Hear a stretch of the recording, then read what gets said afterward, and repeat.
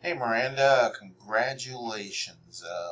You're in your last course here, so you're also the only one in here, so that's good. So as you know, in my instructor video thing, my little motivation thing this week is about being an example. So I'm going to put that at the end of this instead of at the first. All right. So, but anyway, so like I said, congrats, last course. So this week one looks like there's a whole lot in there, and it kind of looks more than it really is. Okay, as far as things to do in week one, this exercise memo here. This is just showing you how to, just some information. All right, so it's not like I said, there's more stuff in here than there really is. And then you got this PowerPoint exercise. Um, Again, once you get in there, you'll see. It's just a little exercise, kind of an awareness exercise here. So, and let me see, PowerPoint scan Dropbox. All right, so open the PowerPoint and then submit your answers, into Dropbox. All right, so like I said, that's 2, 3 things. That's actually one thing. You don't need to worry about the introduction discussion, week one discussion. You don't have to get too long. Just answer the point there. But since you're the only one in there, it doesn't have to be an extra long or anything like that. Since it's just you and me in here. And then the assignment. So the week one assignment is, once you read the capstone assignment, you see. So basically, this all works. Each week's assignment builds on the whole project. Okay, if that makes sense. One of the other courses you took, it was kind of similar. So the project itself, your final project, all right, is when you download it. But anyway, I should have downloaded it ahead of time. But anyway, it's taking a bit. But anyway, it's all in there, and each week's assignment builds on it. So you got all the instructions in here, and so forth. And then it's about 20 pages.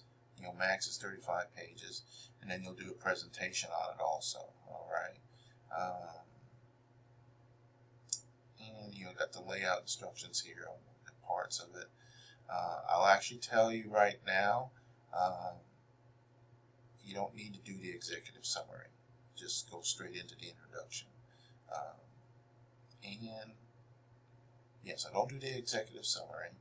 Do that, but each week builds. So each week assignment, like assignment 1, assignment 2, it just builds. It's part of your project. So you're going to be formatting and everything as you go. So when you get to the last week, you kind of got it all done. All right. So I kind of designed that purposely. So it's a work in progress type thing. So anyway, but if you got any questions or anything, I think I covered everything. The memo is just a memo. That's a little exercise. Put in Dropbox, discussion. Skip the intro discussion. Just do the week one discussion. The assignment, which builds onto your project. And then this other little exercise here. Or not, but these are examples of things you can look at. All right. And, okay, so that's it. I'll let you go. Again, congrats. I'm happy for you, proud of you. And, let's get this thing done. All right. Oh, a test question. Oh. Yep. Their mom took them somewhere last week, so you let me know where you think they're at or something like that. A hint is we live in St. Louis area, so, but there you go. I'll let you go. Take care. Get in touch if you need anything. Have a good week. That's it. Hello, everyone. Welcome to week one of the next course here, and so one more term, one more closer to finishing up, and so this week my quick topic here is about being an example. And by example, I mean, there's lots of things that can go into this, but being an example is important as far as just your personal character. And we need to remember, and I don't mean this in a creepy way, that someone is always watching you and watching us. And again, not creepy, but in how you are as a person, as a professional, doing your job. I got the picture here in the bottom left of the guy with the cell phone at work. Things like that people notice as a boss. And some of you may or may not be in these positions, or have been, or will be. Those are things you notice of employees or of people who work for you or with you, because it demonstrates their character as to, are they, moral character. They're supposed to be working, but they're on their phone. It's just a thing you would notice. And so, the point is, someone's watching you because, it's not just about watching you, but it's, are you an example for others? Do people look at you in a positive way? Are you the role model for others? A lot of people aspire to be like somebody else, or they look up to people because they are a positive role model. They're ethical, moral, good work standards, things like that. And, so that's part of, being who you are.